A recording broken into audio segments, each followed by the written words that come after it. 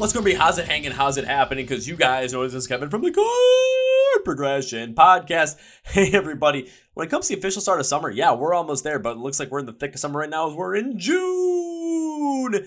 And do you guys want to be inspired? Do you guys want to just be inspired about all the new bands coming up? You guys want to get in the know with another great band that's coming up? Do you guys really want to just get energized and inspired when it comes to music, when it comes to your life, just literally anything? Now, this is the podcast that is for you. But before we get started, I want to thank our sponsors. First, we have Phoenix Fitness. Yes, we're in the summer months, yeah.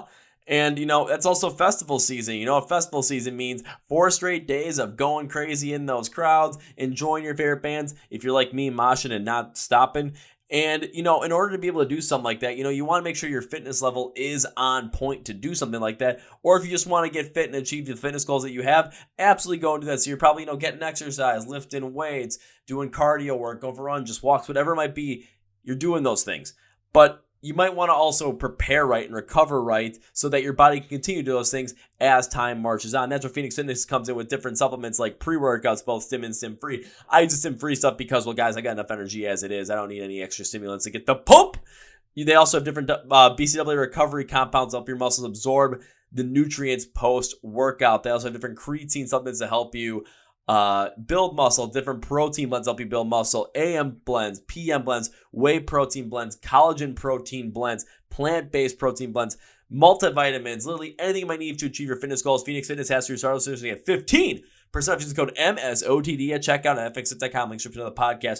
Our next sponsor is Custom Debuts. So what does Custom Debuts do? They're going to make your neighbor Jim incredibly jealous because he's going to come over to your house in his White Balance sneakers, his Nike high top socks, his cargo shorts, probably a little old, his tucked in golf polo shirt that says Players Diamonds Club, and his sunglasses that have the strap on the back along with his golf hat. He's going to come in your garage and see a custom poster from Custom Debuts from your favorite band. Let's say it's Rise Against. He's going to be like, oh my God, where did you get that? And you're going to make him extremely jealous. So you're going to say, it's the only one of them because it's Custom Debuts, bitch. So do you want to be the coolest cat and the person that everyone is the envy of when it comes to your musical taste, your musical prowess, in your dorm room, in the office, in your garage, in your house, in your neighborhood, just literally anywhere?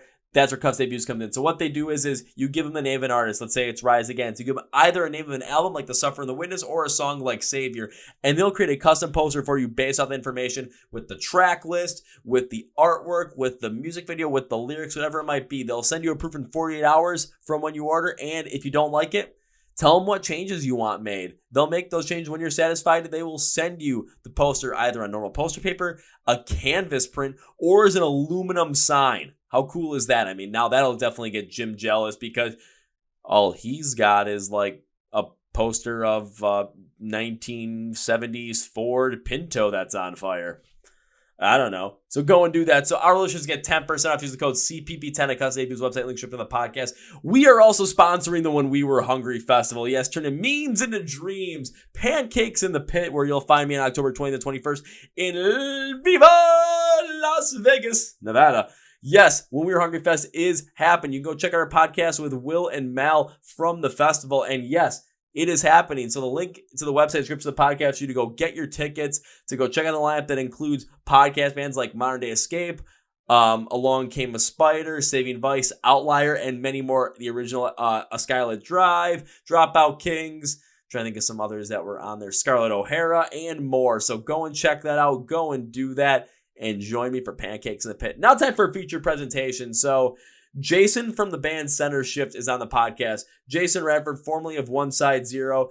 We talk about Centershift. We talk about them coming up. We talk about them starting out, back at that ground level once again, coming up as a band. We talk about building up once again from that standpoint, connecting with the fans in a more personal because of the smaller shows. Talk about them recording their record, of course, recording out in Cleveland, recording their EP out in Cleveland during the pandemic. Talk about the inspiration behind music and, of course, the energy that it brings when we see those live shows, the inspiration it brings. I mean, we basically kind of go TED Talk at the end of it, and it is so dang cool. This is an inspiring episode with a great band, with a great musician, with a great person, honestly.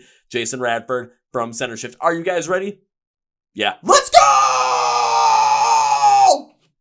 Yeah. Well, ladies and gentlemen, boys and girls, listeners of the Chord Progression Podcast. After I did my interview with Saliva, I had someone reach out to me about this band. They're like, hey, check this out, see if you like them, see if you want to bring them on the podcast. Checked them out. I'm like, I do like this vibe right now, so let's bring them on, let's see what happens, and let's have a good time. So, this band released an EP called A Different Shade this year in 2022. Go check it out. You know, you're thinking like more prog rock, hard rock style. This is where you want to go for it. So please welcome Jasan from the band Centershift to the podcast. So Jasan, welcome to the Chord Progression Podcast. Thanks, brother. Thanks for having me. Thanks for being on, man. I mean, how's everything going in your world when it comes to everything with Centershift, when it comes to live shows, you know, playing out in LA? What's been going on right now? How's life been treating you? It's been good. You know, we thank everybody for the warm welcome for the EP. You know, this day and age, we don't know how things are going to go with music and rock. And you know, after post-COVID and everybody, you know, putting out records and people that haven't put out records in probably 20 years and everybody's doing it now. So it's rad that there's so much music out there. And for shows, you know, it's been a little difficult for, you know, some of us who are reconsidered as baby bands, even though we've come from other bands, you know what I mean? So, but it's cool. You know, it's the shows are happening, the world's opening even more. But yeah, you know, we're just taking the shows as we come, and we're really grateful for all the people that have gotten the EP and the warmth we've gotten towards the response of it. So, and that's just gotta, you know, add up to the adrenaline, add up to the energy when it comes to everything around Centershift, around the project, when you're going out playing these shows live, playing these songs, seeing that reception there as well. But I do want to kind of go to something that you just mentioned when it comes to, you know, you were with a much bigger, like you were with Onesidezero before this, correct? Correct, yeah. Just wanted to make sure I got that right, even though I had it written down, just to make sure, you know, I didn't mess up too badly. If I did, or if I do any point during this podcast, feel free to roast me because that's just funny. But when you say, you know, you're like coming back, playing these shows and kind of being considered a baby band, even though you're used to being in a band that had some more establishment behind them, some bigger, you know, sizable, you know, in terms of like listenership, fans, that kind of thing. What has that difference felt like, and kind of just what's your experience with all that? Because it is interesting to go from, you know, a bigger project to a smaller project and starting to work your way back up through that. Yeah, you know, it's interesting. It's different, but it's kind of cool in its way because it gets you regrounded and reconnected with a fan base, or what could be a fan base, and people that actually are listening for the first time and going, you know what I mean? And you know, there's One Side fans that have followed us, which I appreciate. You know, I mean, they're family. You know, they've been with us since the beginning. So for them to come along with the new adventure of Centershift, you know, it's really cool. But meeting new people who have no idea who Onesidezero is also cool. You know, it's a minute, but it's a whole new life. You know what I mean? So it's like every time it's a new experience. Every show is new. It's like you're going out there knowing that nobody really knows who you were or are, and you're a brand new band. And I kind of dig it. You know, it's really kind of cool. We get to step on our own feet and grow our own legs, you know. And not only that, but just being able to connect with the fans as well on a more personal level. Because, I mean, just think about some of those biggest bands in the world right now. They have thousands upon thousands of people coming to see their shows every single night, and you don't have a chance to connect with every one of those people personally because, again, it's just absolutely impossible logistically. But when you're starting back out, you know, you're getting back on your own feet and you're kind of building that up your own way. When you're playing these shows and you're playing for, you know, not that like a smaller crowd than, you know, maybe what you're used to with Onesidezero, it has a little bit of a different feel for it because you're able to connect with these people a little bit more personally. You're able to have these types of conversations, but have more substance with people to connect with them and really create this strong base of fans for you guys and really create this, just give more substance to the group of fans that you have and really bring forward that family feel to it. Totally. I mean, that's the whole, what this is about. You know what I mean? It's one thing to write cool music and try to say the words that a lot of people don't have the opportunity to, you know, or feel and express it, but also get to meet the people out there. You know what I mean? That's the most, you know, the most important thing to me of what this is about. It's the music is the thing that gets you to meet really cool and you know, down to earth people, and it's just amazing. You know, that's really what it's about, you know, for me. Yeah, even coming from like the other side of that as well, from the fan side of it, a lot of the bands I've had on the podcast that I've had a chance to meet, they're playing in some of the smaller rooms, some of the smaller clubs around where I'm from. So it's being able to go and see them play live, and then afterwards, being able to actually go say hi to them, show my face, say, hey, hi, how are you? And actually engage in that type of conversation. It brings me much more joy as well, just because now it's like I actually get to have that, face-to-face connection with them. However, there are plenty other people as well that get to do the exact same thing.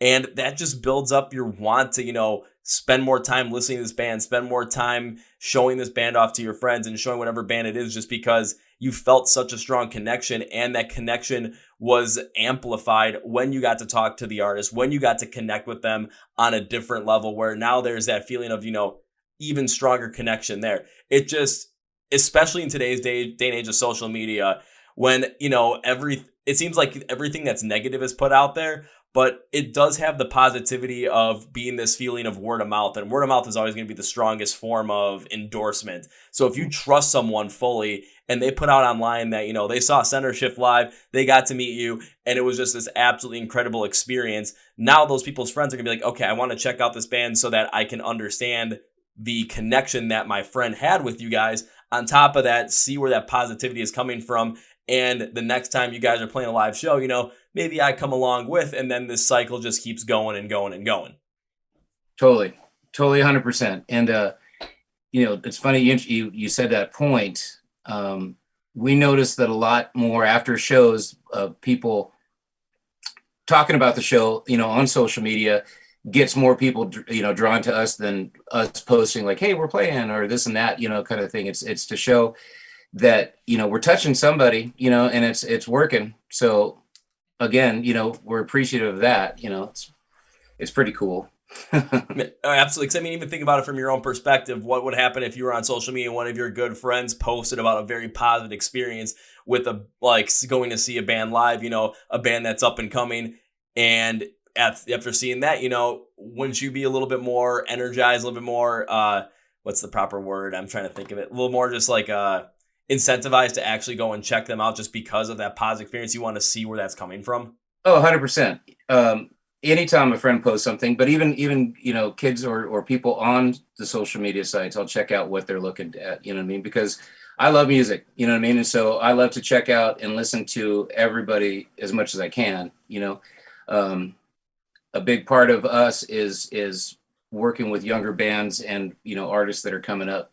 But we listen to stuff all over the place. So good point, definitely good point. And even working with those younger artists as well, that adds even more to it, just because from a different side of the perspective. Because if you're working with those younger artists, all of a sudden you're playing these shows and you have other artists on the bill with you as well. They're younger artists up and coming, and they're talking with you, and they have those positive experiences playing alongside you guys, talking backstage, whatever advice you're able to give them, that also reverberates through the music scene as well. It starts out locally where you guys are, then all of a sudden, as these bands continue to grow, it just spreads and spreads to the point where, all of a sudden people are coming to play with you guys out of the fact that not only, are you a good band, but the experience that you bring and allow every other band to have alongside you guys just maximize the potential that you have to influence so many people for the positive. Oh, for sure. 100%. And that's one of the coolest things, man. It's one of the coolest things, because there's not enough positivity right now in this world. And, the music scene, it's a lot of people are releasing good music. A lot of younger bands that I've had in the podcast, I listen to their albums and I'm thinking they're putting out a lot better stuff, in my opinion, than some of these, more established bands. While these established bands are putting out good stuff, don't get me wrong on that. There's a lot of these up and coming bands that it's just, the pandemic, it really helped them focus in and really understand where their writing process was, understand those emotions, putting pen to paper, putting their ideas down, tracking everything, and playing around with it. Gave them the time of day to really work with this stuff. So now we're seeing all this music come out from a lot of up and coming bands, and it's fantastic. Like, it really is fantastic. Yeah, it really is. And the pandemic, as brutal as it was, there's a lot of art that came out of it. Yeah, 100%. And the bands that are coming out, we've got to experience a lot of that. And the bands that are coming out of these younger bands and up and coming, they're really writing some amazing things. Stuff that I never would have thought at their age, some 15-year-olds that you're like, whoa, you know what I mean? Like, how did you even think of that? And it's super cool, man. And, for us, that was a big part of it. We started the record and started the writing process as soon as pandemic, like literally right before, and then we went through it, you know what I mean? And our drummer, we had to be careful because of illness, of you know what I mean, keeping everything sanitized and how we're going to do this. And, you get real creative with Logic and, sending files, you know what I mean, and V drums and stuff like that and getting through it. And then traveling to Cleveland to start the record, that was a whole experience in itself during COVID. And, we basically did the whole record, in Cleveland during COVID, writing and recording it, so for the bands that are coming out and hence why there's so much music, there's bands that haven't put stuff out in 20 years.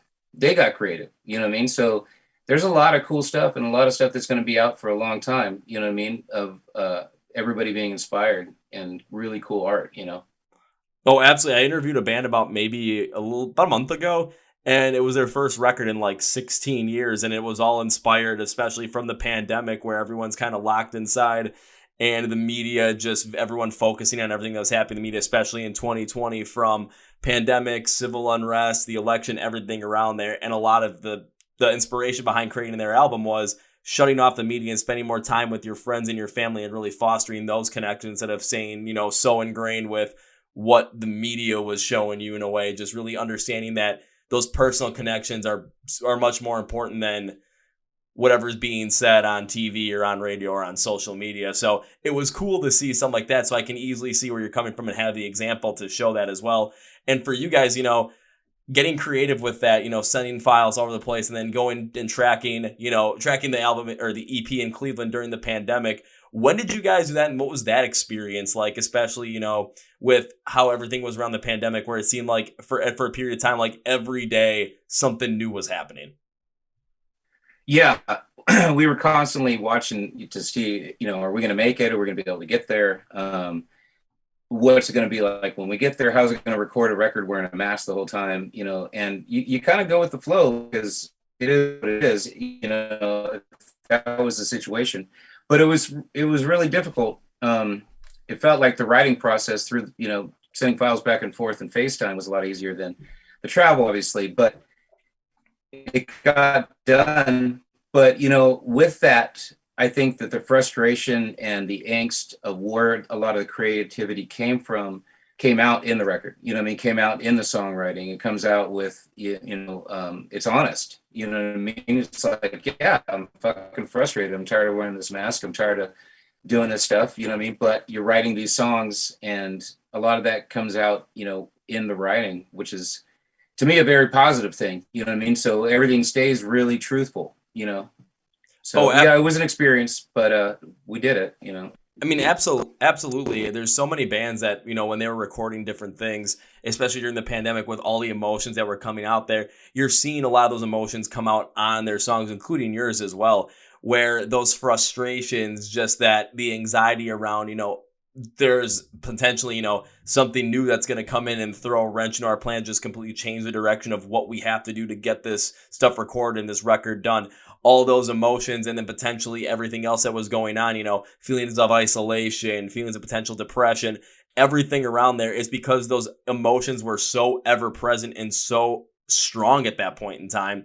You're seeing it come out in the music. You're seeing it come out in the way that the vocal patterns are. You're seeing it come out in the way that they're sung, where all of a sudden certain words are just hit with this certain ferocity or this certain angst or this certain just desperation feel that you can really connect with. So it definitely makes sense where, you guys recording this and then kind of just having to deal with wearing a mask and potentially some of the emotions that were coming around there.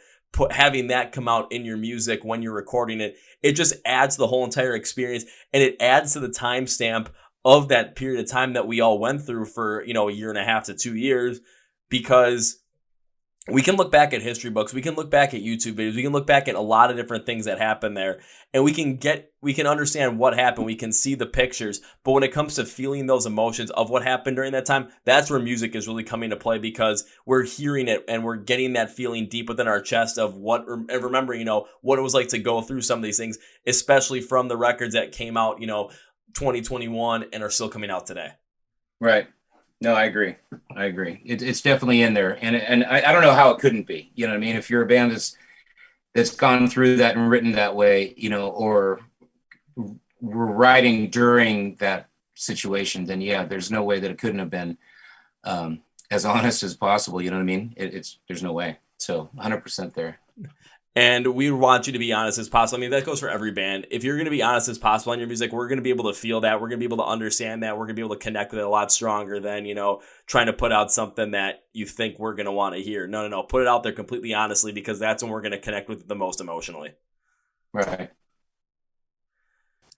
So another question I do want to ask, because again, working with some of these, you know, up and coming bands, these younger bands, are there any younger bands right now that stand out to you in particular as like, you know, the ones that you maybe connected with the most, or like the ones that you've been working with? It's like, okay, watch out for this band or watch out for these bands, just to kind of add a little bit more to the upcoming bands that are coming out and add a little bit more of that fire to people. Like, hey, you want to go check out some of these up and coming bands and see some of the great stuff? Boom. These are the bands you want to go and check out, or some of the bands you want to go and check out, because there's plenty of them. We're just going to give you some examples.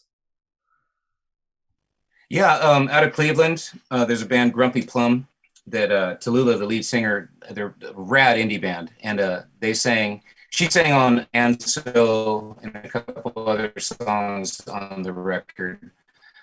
I keep referring to it as a record, but we'll get to that. Let's see, Madam Bomb's out of LA. They're a very young band, but they're awesome. It's a 3-piece female band, 15 or 16 now to 19, 18 is the oldest. There's a band out of LA called Temperamental. Kiss the Scientists out of here. Just great. I mean, young talent that's just phenomenal. Dan from Hoobastank is actually working with Kiss the Scientists, so expect something good there. Definitely expect something good there. Just give it a couple shout out to a couple of bands that are up and coming that you're going to want to go and check out. Well, of course, you're going to want to check out Centershift as well, because if you haven't yet, you definitely should. But just throwing some, you know, love to some of those other bands out there, just because when it comes to rock and metal, it's, you know, there's so many bands that are up and coming that, you know, we're going to want to go check them out, because give it a couple of years, those bands are going to be the bands that are going to be the ones going and playing clubs and going to be the ones that we're going to want to go and see. So why not get to now support them now so that we can ensure that they get to that point? Totally. I mean, that's the whole point. You know, it's like you pass the torch. You get the blessing of having a career, you know what I mean? And if it's large or small or whatever, but at a certain point, you know, there's the up and comers that are, you know, it's time to pass the torch on, and you can't keep unless you give away, you know, kind of thing, and help out the next guy, you know, or girl and situation. That's what this is about for me, you know. Oh, I'm blessed and grateful just to, you know, be able to sit here and talk with you about my band, you know, out of the 20 something years that I've been doing this, you know what I mean? That it's still the opportunity to you and talk to the, you know, the world about our music, you know what I mean? And other bands, which is super cool. No, absolutely. And I mean, when it comes to rock and metal, I love talking about stuff. I love talking it with, you know, up and coming bands.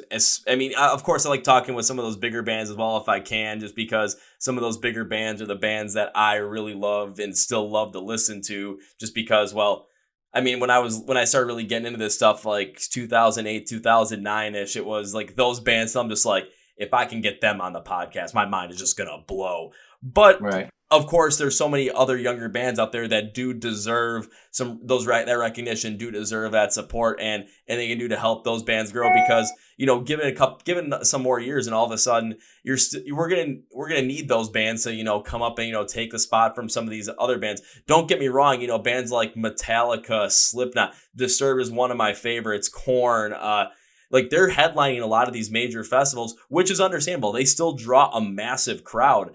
But when it comes to bands that are like, you know, that have come out, I would pretty much say ever since 2001, 2002 hit, you're really not seeing many of those bands really taking over and really taking those top spots on festival lineups. I mean, you might get like one or two right now with, I know My Chemical Romance is headlining Riot Fest this year, but that was something that was been in the works for like 2 years, and they've been around since 2003 or something. But then again, there's a whole cultural zeitgeist behind it. But really, like, only other ones that I think of potentially like headline a festival, especially here in the United States, are like maybe a day to remember, definitely Bring Me the Horizon, but there's not that many to really take that next spot. So the more we give some of these younger bands a chance to really shine and support them, the more all of a sudden, we're going to see these festivals where these bands that are really starting to, take charge, all of a sudden they'll be around for, 10 years and all of a sudden they're the ones headlining festivals.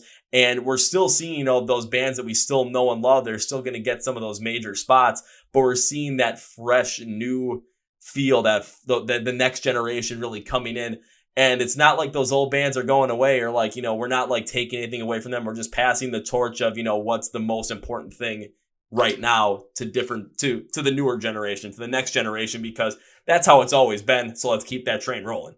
Oh yeah. I mean, that's the whole thing about a festival. You know what I mean? You're not going to know every single band on there, and that's the glory of it. You know what I mean? You're going to like it or not like it, but you're going to hear new music and it's amazing. You know what I mean? It's like the way that, the Pandoras and Spotify's and everything work, where that's how you find a lot of new artists, because it's on a station that you're listening to. And I think that's fucking excuse me. I think that's amazing. And that's like festivals. If you can hang the whole day, you're going to hear some cool stuff, Oh, so I'm a huge proponent of that, because I was at a festival in September of 2021. It was like I was in there pretty much the whole entire day, as long as I possibly could be in there.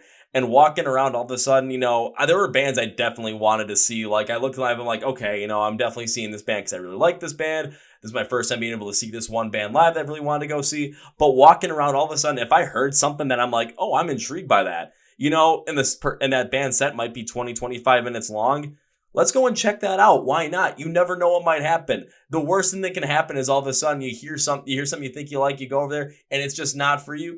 That's okay. At least you gave it a shot. But the best thing that can happen is all of a sudden you check out something, you like the sound, you stick around for the whole entire show, and all of a sudden that band is sitting at the merch table and you're able to meet them afterwards, you're able to create that connection, and now all of a sudden you're more connected with that band, and you might have found one of your favorite bands through that and now have that huge connection to them. And all you had to do was just walk around, listen, and give something a shot. Yeah, totally. You gotta love a festival for that, No, absolutely, because I've got other festivals I'm going to in 2022, and I'm just like, I can't wait to just, of course, see all the bands that I want to see all the bands that I haven't seen yet that I want to see, and see as many bands as possible that I've brought on the podcast before to show my support there. But I know there's going to be a point in time where I'm walking around, I hear something I like from a band I've never heard of before, and I'm going to go check it out and see what happens. For me, also, it doesn't hurt if there's a giant mosh pit going for that band as well, because I see one of those things, I'm just like, woo! And I just go in. That's cool. No, that was in my youth, but I could still, it's that's the thing about playing festivals. You know what I mean? You get so energized. You know what I mean? So I get you. Oh, absolutely. I'm always energized doing that stuff. It's like, okay, I see one in there, I'm like, I can't stop, just because, well, the energy that, just going to see live shows, seeing live music, just the absolute energy it gives me. It's like, it feels like a second home. And then the amount of people I meet there, it's like, I don't want to stop. So even, I'll go there if I'll try and make every single band. There's sometimes I have to miss the opener, which is unfortunate, because sometimes when you go to see the opener, sometimes the opener might be the best band of the whole entire night. And you don't want to miss out. You don't want to miss out on giving someone a chance. Yeah, totally.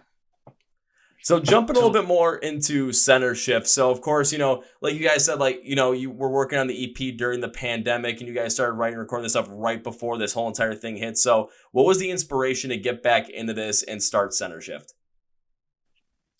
You kind of cut out. What was the inspiration of that? What was the inspiration of starting Centershift?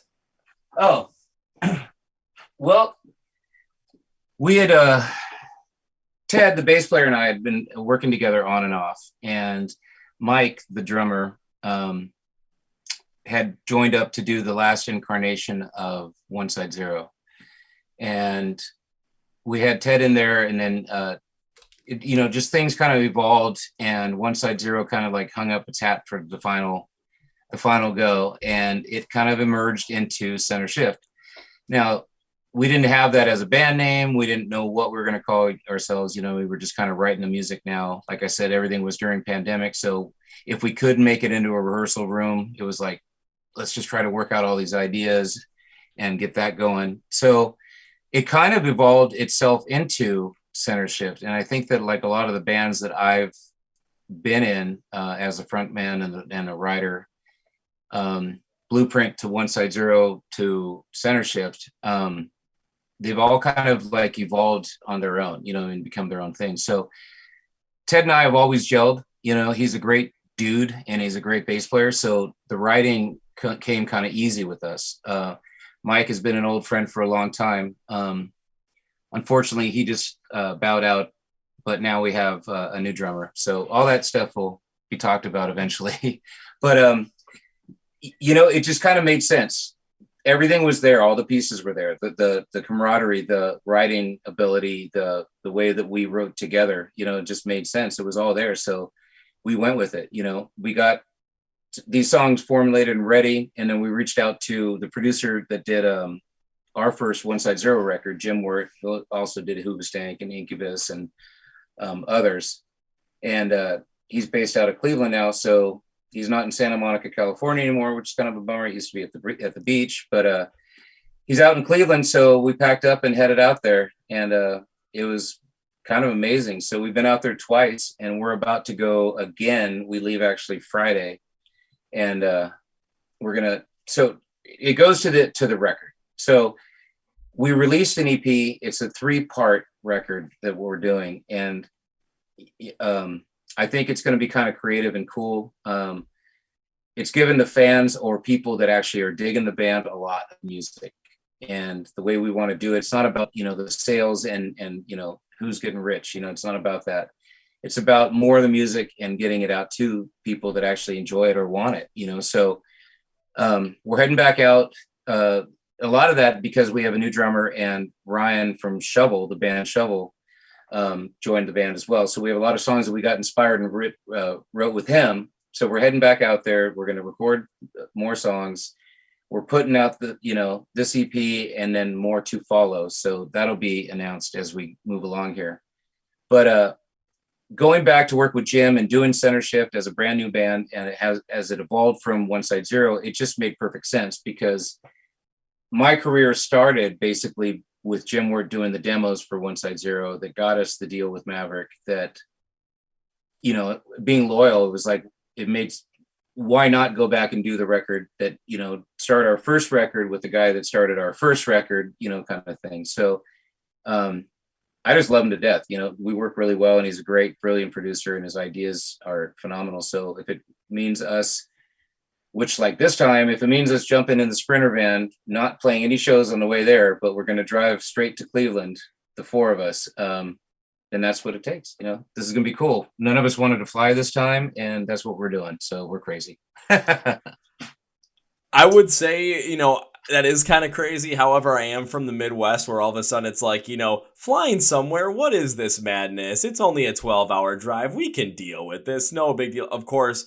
from LA to Cleveland is a lot longer than, you know, 12 hours. That's like a day and a half, maybe 2-day kind of thing, depending upon, you know, where you end up. If you stay the night, if you just drive through the night. I mean, being in a Sprinter van, you might, I don't know if you guys like decked it out or anything where you've got like the bunks in there where it's like, okay, we can just keep driving and people can sleep and we can kind of make this, you know, go through. But the main thing that all speaks to is not only just like the natural formation of the band, but also the passion that you guys just have behind it from the music standpoint. Because if you're going to go and drive from LA to Cleveland to track some of these songs and work on some of these and get these all, you know, recorded, worked on, everything around that sort, to work with a producer that you really want to work with and you know that you work well with, that just shows a lot of passion behind there as well. And also shows that this isn't, you know, you're not doing this just for the money and just like, okay, because we think we're going to get rich off this. No, you're doing this because this is really what you want to do. If it was in for something for the money, it'd be like, okay, who can we find, you know, right by us that can do this stuff? No. You're going to go out there and you're going to work with someone that you really work well with, that you connect with. And when you record these tracks, all of a sudden the ideas that they're going to have, you never know what might come up, but you're going to be willing to try all those different ideas, see what comes up, see the different emotion that all those different ideas come into play. Give them a shot. Why not? Because the worst thing can happen with those ideas is you try them, it doesn't work. Okay, hit the delete button, try something else. Yeah. And that's a lot of it. You know what I mean? You have to trust your producer, and we definitely do. And like I said, that hence why we're heading out there. Plus it's going to be good for us to be 4 guys in a Sprinter van. Yes, it's got the reclining seats. Yes, we made it comfortable. Ted put a shitter in the RV, or in the Sprinter, so that's going to be interesting, with a little fart fan. It's got a fan and light and the whole thing. He decked it out in a privacy curtain. So we'll see. But yeah, it's going to be good for the band, you know what I mean? Because a few of us are road dogs, that have toured most of our career. And, I love it. It's not for everybody. So we'll see. We'll see how everybody handles being in that thing for 3 days straight to go to Cleveland. Oh, it'll be a good test just around that as well. And also, I mean, when it comes to working with a band, it's like, if you're going to be traveling a lot, I mean, you're going to be together for hours upon hours, days upon days, months upon months. When it comes to traveling, you're always going to be together. You wake up in the van and all of a sudden, boom, your bandmates are there. You're traveling to those shows, your bandmates are there. You're loading in, loading out, playing those shows. Your bandmates are always there. It's not going to work out. You're not going to enjoy it if you don't enjoy spending time with those people. So it's a good test of, okay, we're going to go out to Cleveland. It's going to take, we're going to do this in 3 days, track everything and work on all this stuff, and then still have to drive back. Yeah, it's a pretty good test of seeing, where that camaraderie works in with other members that, have come into the band since the last time you went out to Cleveland. Yeah. Yeah. It's it's a good test for everybody. We're luckily, once we get to Cleveland, we're there for 2 weeks, and we got a big Airbnb that everyone can spread out and have their moments alone. But yeah, I think it's very healthy to do things like this, especially in a band. How to deal with being with somebody 24 hours a day, sleeping, whether you're sleeping 4 feet away from them on the bunk on the bus or working in the studio with them, and that camaraderie and the friendship and the brotherhood and the family is, if I could give it a name, it's just incredible. You know what I mean? So it's your best friends, but they are family. So it's the family you get to choose, honestly. I mean, I look back at like some of the stuff I've done, and it's just, going different places, road trips and whatnot. It's, sometimes you going with people, it's like, okay, get along with those people fine. But after, spending, a week trying to do a road trip with them, at times I'm just like, oh God, get me out of here.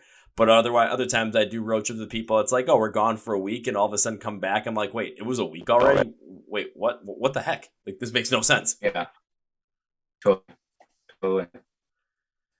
So diving a little bit more into the new music, like, you said you're recording new music when you go out to Cleveland. What can we sort of expect from the new music? Where's the inspiration coming from for the new music? Because I'm curious, on top of that, give a little bit of teaser for the fans. So it's like, hey, Centershift's got new music coming out. Here's a little bit of something, where some of this music is being inspired by, so that when it comes out, you're like, oh, shoot, I really want to listen. It's like, I'm already getting you jazzed up for it.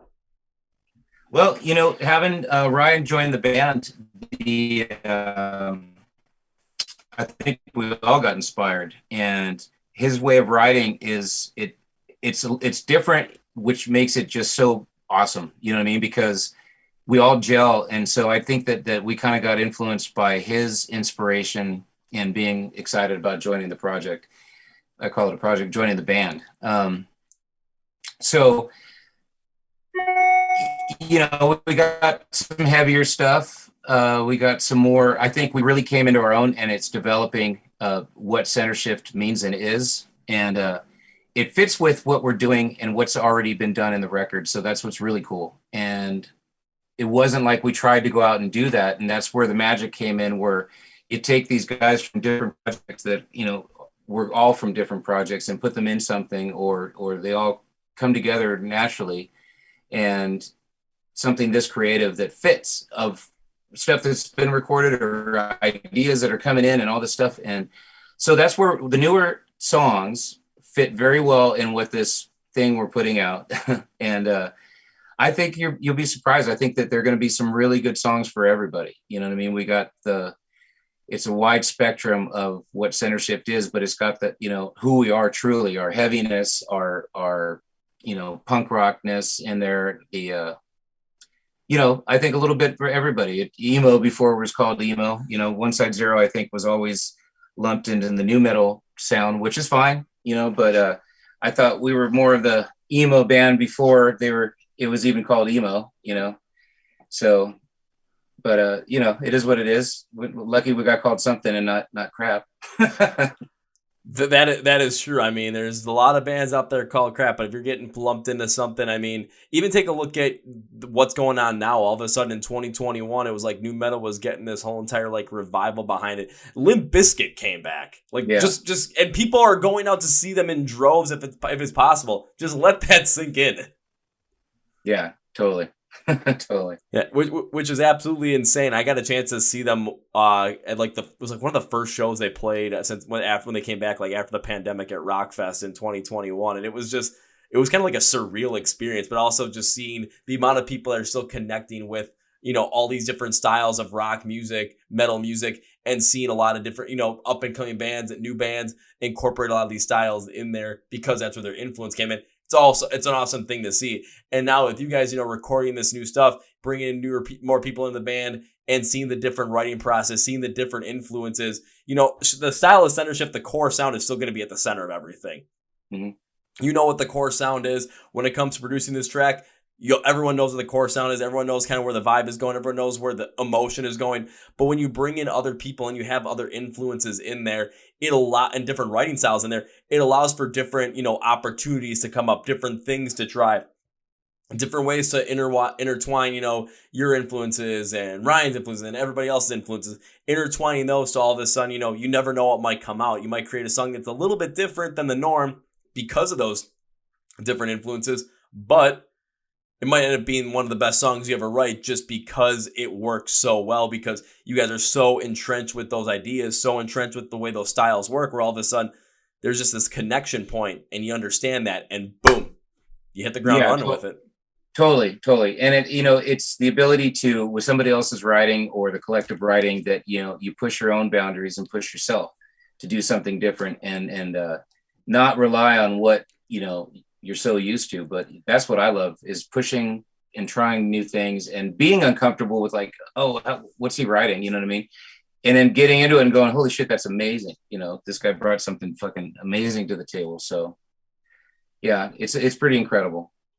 Yeah, I've had some conversation on other bands around that as well, and it's especially from like a producer side as well. Even if you have a producer that is either very intertwined with what you're doing or a producer that is from a completely different realm, it's just where their ideas can come into to push you and push to try and do something like this.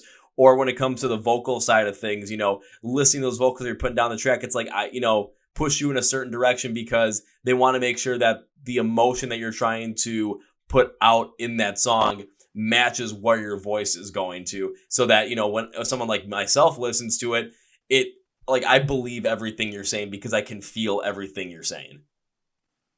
Right on. Well, that for me means a lot, because that's if it's not us and not real, then it just doesn't sit well with me. You know what I mean? And it's got to be that way or we don't do it. Yeah. No, you still got me. I know we're having a little bit of spotty connection back and forth, but I'm still picking up everything pretty fine. So I'm like, okay, we're still rolling with this. We're still doing good. Cool. But I mean, absolutely, it's just somewhere, again, when you listen to music with the music that you really connect with, when you're listening to the way that it sounds, when you're listening to those vocals, when you're listening to every single piece of the lyrics, you're connecting with it on a certain way. And it just hits you emotionally because you believe what the artist is saying. Same thing for me. Every band I listen to, it's like, when it comes to connecting with them, do I believe what you're saying? Do I believe the story that you're trying to tell? Do I believe the message you're trying to portray? And does that message come out thoroughly in the vocal pattern, in the different style of vocals, whether it's, higher pitch, lower pitch, cleans, uncleans, wherever they lie, from where the drumming patterns work to where the fills are, to how the guitar tone works, to the pace of everything. Like everything lumps in together to create that story and to create that message. And the key is the emotion all there to make me believe it? And a lot of the times we're seeing that happen now, especially after the pandemic. I mean, like 95% of the time, the answer is absolutely, this is working. Right. And it's still one of the coolest things out there, not going to lie. Yeah. Oh, Jason, did I lose you for a bit? Because right now I'm just seeing you frozen on the screen. Oh, I think I got you back. Yeah, I'm here. We keep going back and forth. I'm like, oh man, what did you? I'm getting every other word now. You know what? We're just gonna blame the internet companies for this one. I'm just gonna blame Spectrum. I blame them all the time for all my problems when it comes to this stuff. So, yeah, darn this is Spectrum. weird. I got two different Wi-Fi's. I keep going back and forth between them. Like, which one is it? You know what I mean? Like, which I don't know. You know what I mean? So I've got like booster and my original router is like pretty strong. So I got full signal. So it's just really weird that this is happening. It is, but for the majority of it, like going back and forth, like I'm still getting everything you're pretty much saying and still being able to understand it. So when it comes down to the content behind this episode, nothing's gonna get lost. Right on. Cool. Like that's kind of the key behind all of it. And like when it comes to the new record, because I know I'm pretty sure you guys have been working on writing it. Is there one thing that you're working on right now that just for some reason is standing out more to you at this given moment than some of the other things? Of course, I know you're working on so many different things. I know you're working on a bunch of different songs at the same point as well. And each song has its own flow and each song has its own meaning.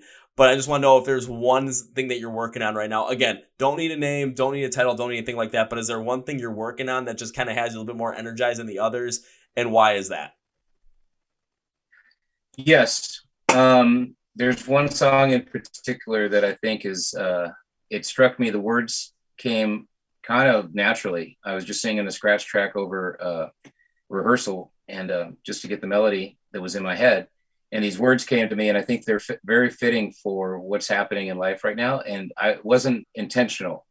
So that inspired me to continue on with it. And, like we talked about, it's about being honest and writing something that's real. So it couldn't be more real than that. It's just what came out, and I was like, holy shit, this is kind of interesting. And it's a pandemic in itself, but it's a real reality for a lot of people, and a lot of people that are close to us that suffer from this thing. And I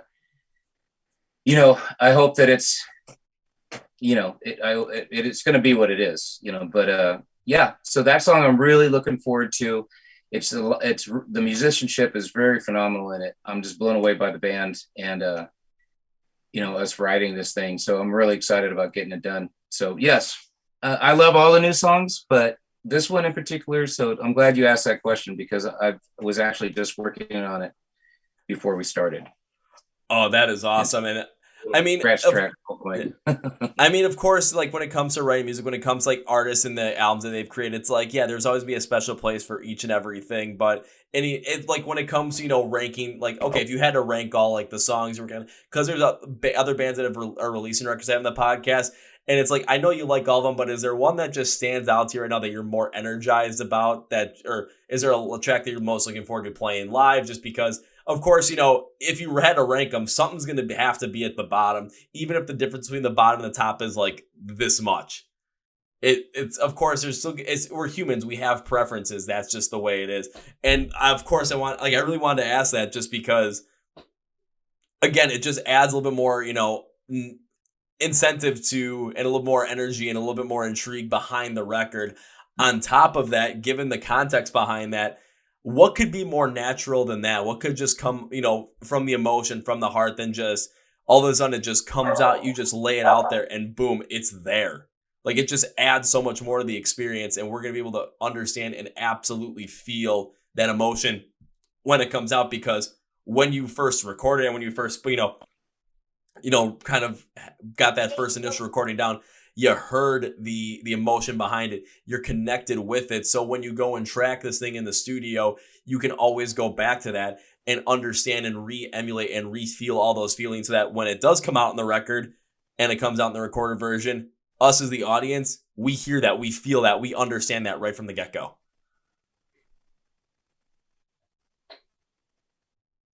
Oh, yeah, for sure. I tried not to, with the stuff that's already finished on the record, I try not to listen to it because I love the re-inspiration or the re-falling in love with something. And, new songs are always, this is the best song we've ever written. You know what I mean? And there's a lot of that feeling. And, for the next single, we're talking with the label. It's like, do we put out one of the songs that's already recorded? Do we put off a song off the EP? Do we do one of the new songs? You know what I mean? So I think it's going to decide itself. I don't want to, fall into the, oh my God, I love the new song so much, it's got to be one of the new things. You know what I mean? So I think that but like I said, I do it a little different. I try not to. I love falling in love with our songs. You know what I mean? I love not listening to it for a minute and going, oh my God, the bass line's phenomenal, or this or that. You know what I mean? And I think that happens when I don't listen to it. But we've got so much material now that I think that I don't know. I feel like people are going to be happy. There's going to be something for everybody. You know what I mean?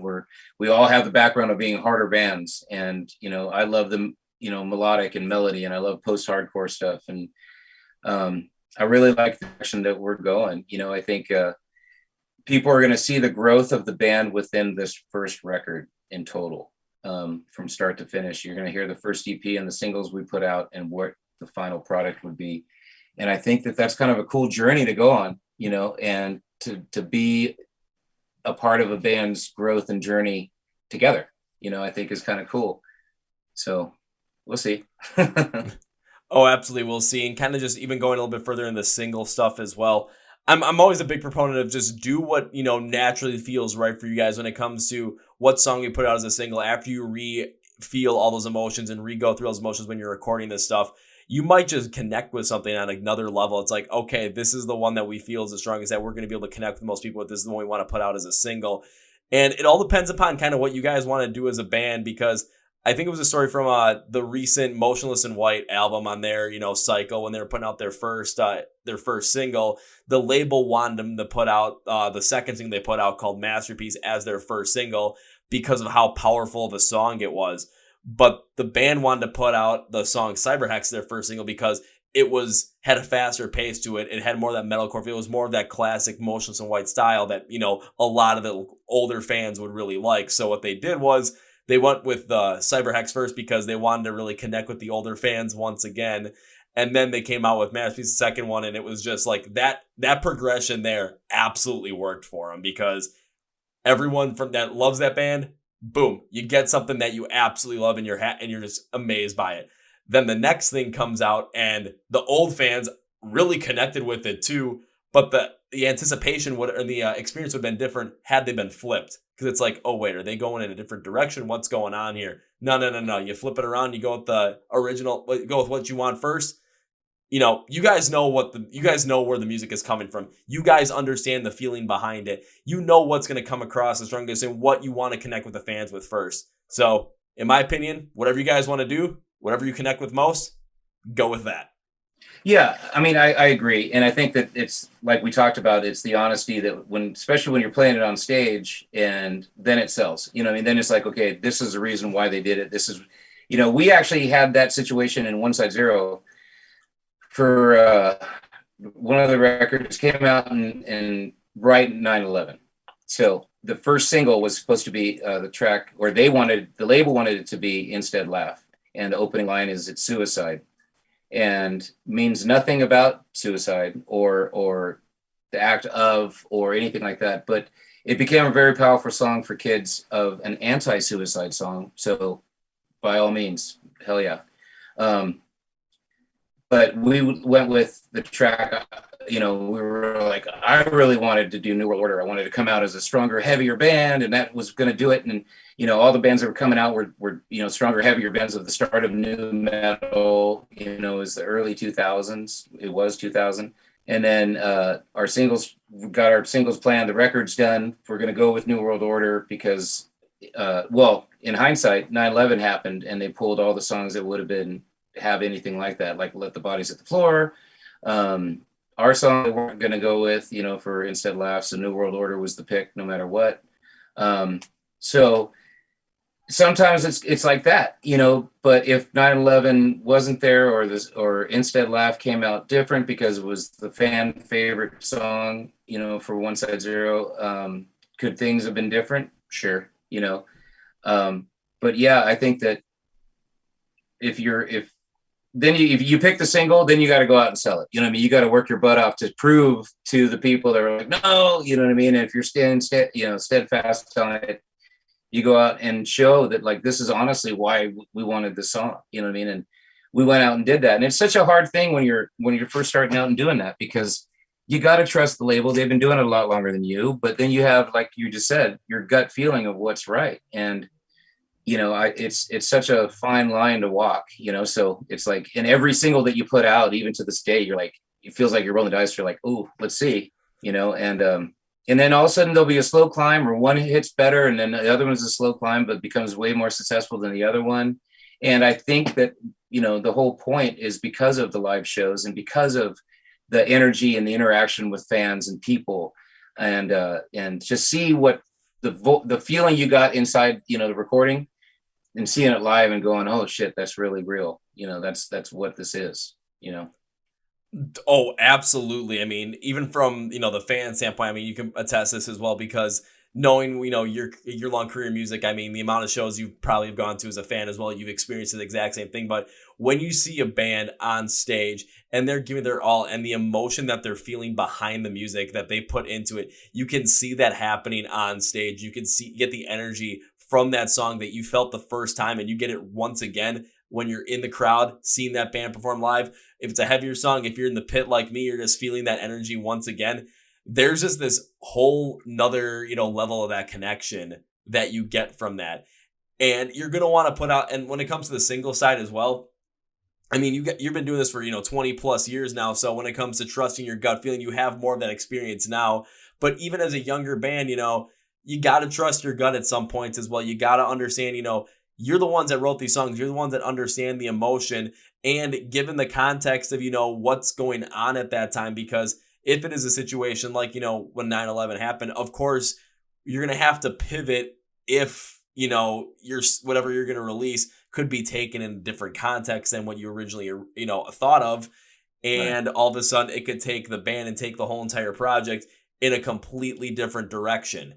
You got to always, like, there's going to be some mindfulness behind that, but trusting your gut, because you're the ones that know the emotions behind these songs, you know, that's always going to be another powerful tool. Because even, you know, the labels, they have the experience in rolling this stuff out. They have the experience, but the labels don't fully understand the emotion the way you do as a songwriter. Yeah. And they don't want to necessarily, you know what I mean? They're looking at the dollar and not necessarily what you're feeling. And, you know, that's the funniest thing, to go into the label and be like, but, you know, I wrote it this way, you know, and they're like, cool. Let's see how it does with numbers, you know? So, but you know, it's part of the industry. You know what you're getting to when you do it. So it's the fine edged sword, let's call it, you know, playing the game, show business. But, you know, yeah. The band, I think, inevitably always knows what's, you know, what the fans want, you know, because we're fans, you know what I mean? Like, I love being a fan of bands, and I love going and being inspired and being blown away by a band. You know what I mean? I haven't seen Thrice in forever, you know, because of just schedules and a lot of stuff. And we saw them here at the Palladium, and man, phenomenal. They were great. Quicksand. We just saw Quicksand at a small club, the Troubadour here. Incredible. You know what I mean? I haven't been inspired in a long time. I was like, let's go to the studio. You know what I mean? So it's yeah, dude. I mean, that's what it's all about. You know, being a fan is a big important part, I think, of being a musician.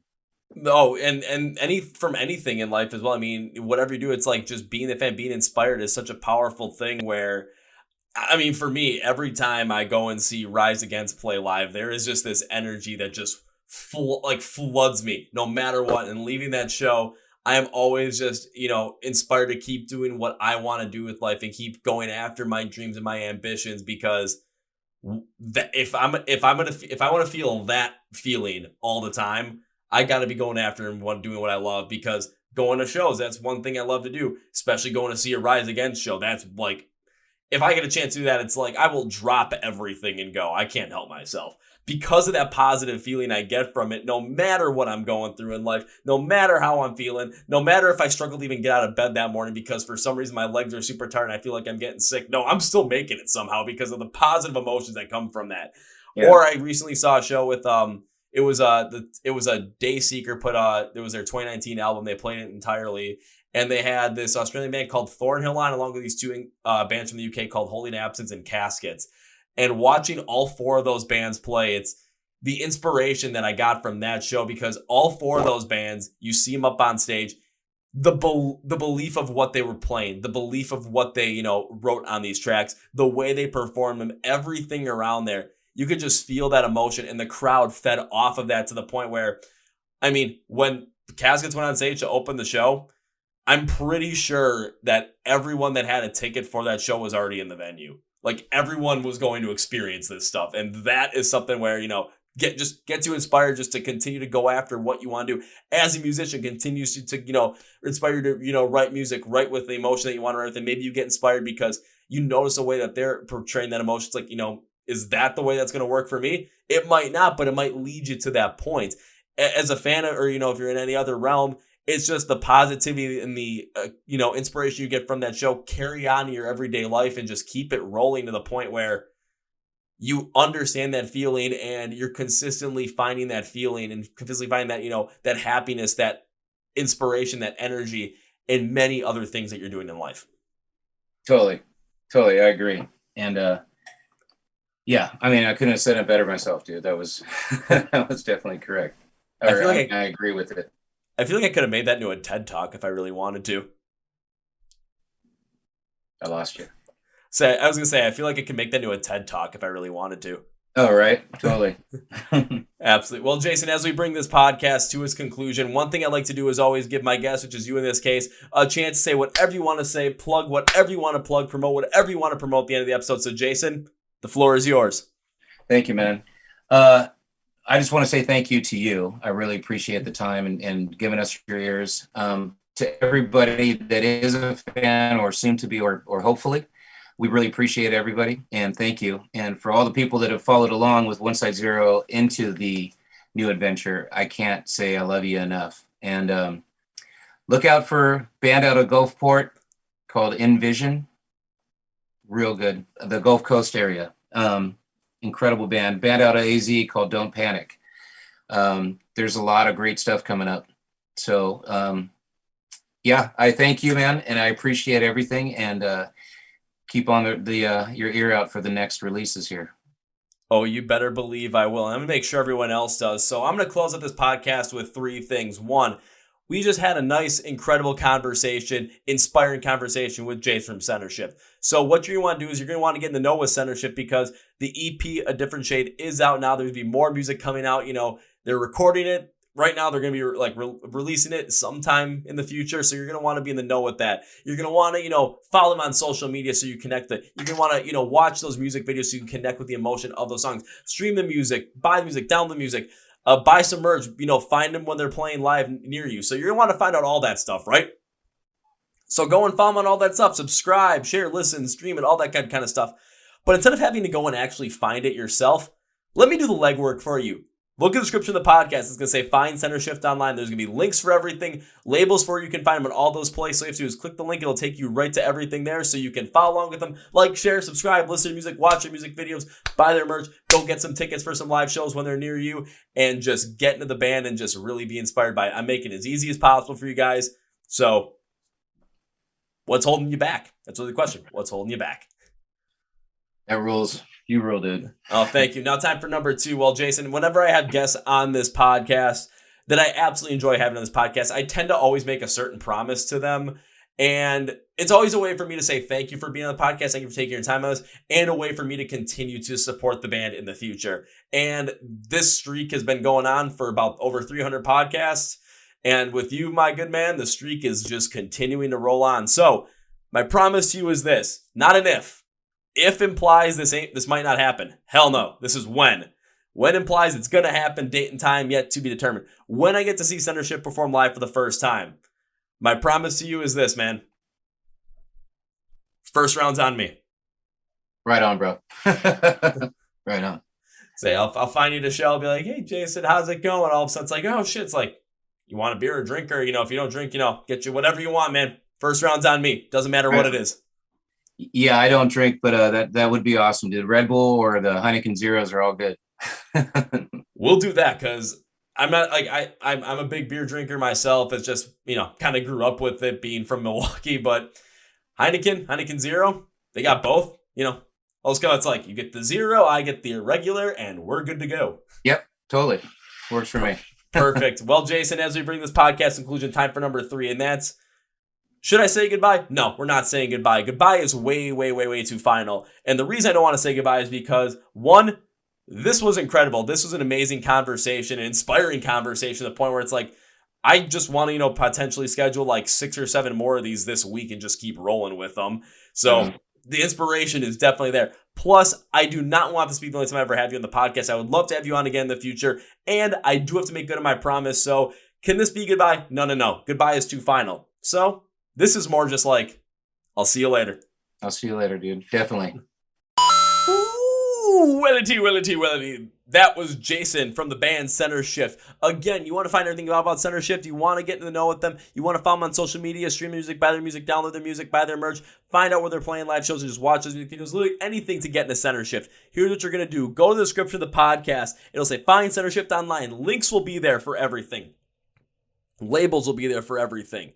And yes, if I have to go and take them from like the, go to Facebook and click on that link to go to like a website or something, or go to like a Linktree thing, and it has that track information on the back end of it. No, it doesn't. I took that out because, we're not dealing with any of that stuff. So go and check that out with Centershift. Go become a fan of the band. Also, make sure you're following us on the Chord Progression Podcast. We're on social media, Facebook, Twitter, Instagram, and TikTok, of course. Well, I have to say that now. We're also, when it comes to finding the podcast, you can watch all these podcast videos on YouTube. You can listen to them on YouTube as well. Just pop the video, let the audio run if you don't want to watch the video. If you're more of just an audio stream person, we are available on Spotify, Apple Podcasts, iHeart and Amazon. Links for everything in the description of the podcast. So hit that subscribe button, hit that like, follow us, tell about your friends, or tell your friends about us, honestly. Because why not? It's a good podcast. Well, at least we say so. At least I say so because, I've been doing 310 episodes of these and we're still rolling, baby. If you are subscribed to the podcast, though, first thing I want to say to you is absolutely thank you. Because, when I said turning memes into dreams about the When We Were Hungry festival, I mean, this is turning dreams into dreams right here. So thank you, guys. Thank you, everybody. If you are new to subscribing to the podcast, I also want to say first, welcome, and now thank you once again. If you are here and you're like, I like the episode, but I don't want to subscribe to the podcast, I would ask if you reconsider, but I do understand your choice. I just want to thank you for stopping by. Also, thank our sponsors, Phoenix Fitness, Cuffs and Debuts, their links and promo code description of the podcast, along with go check out When We Were Hungry Festival, October 20th, 21st in Las Vegas, Nevada. Turning memes into dreams, pancakes in the pit, link strip the podcast to the website. Go get your tickets. You're not going to want to miss out on it. Man, this one with Jason from Centershift was a lot of fun. Just inspiring. I can't wait to just keep going on this stuff. This is what gets me going in the morning. This is what just gets me inspired like crazy, is doing stuff like this. This is way too cool. So thank you guys for, following along, giving me the opportunity to do this stuff, and just hope you guys are inspired as well after this. So go chase those dreams. That's it for me today, guys. Thank you for watching this to the Chord Progression Podcast. My name is Kevin, and you guys know how I end every single one. That's the big, healthy, and hearty. See ya!